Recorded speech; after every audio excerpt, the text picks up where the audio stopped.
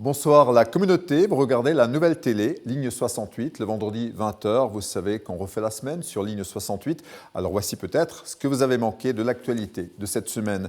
Dans l'actu politique d'abord, la démission de 3 membres du gouvernement, Nathalie Loiseau, Benjamin Griveaux, Mounir Majoubi. Ils peuvent désormais se lancer pleinement dans leurs desseins électoraux. Dans le pays de Saint-Louis-Huningue, on votait dimanche et Zingue renouvelle sa confiance à la liste de Gaston Latcha qui s'apprête à son deuxième mandat de maire.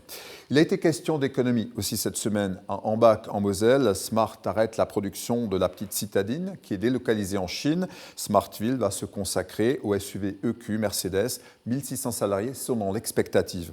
À Mulhouse, le tribunal de grande instance a liquidé cette semaine avec effet immédiat les magasins Morer-Tempé, dont Paris. La justice permet en revanche un nouveau départ pour la charcuterie industrielle à Kingersheim. 103 salariés qui deviennent des associés et qui démarrent lundi.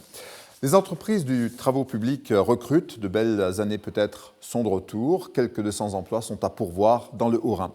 Les beaux jours reviennent aussi pour la météo, mais attention sur la route. Trop de relâchement, constate la sécurité routière. Il y a eu 253 morts en février, après déjà un mauvais mois de janvier. Trop de radars ont été détruits aussi dans le Grand Est. 9 radars automatiques sur 10 sont inopérants. Comment appelle-t-on la nouvelle collectivité alsacienne du Grand Est ? Eh bien, le Sénat rectifie et parle de département d'Alsace à suivre.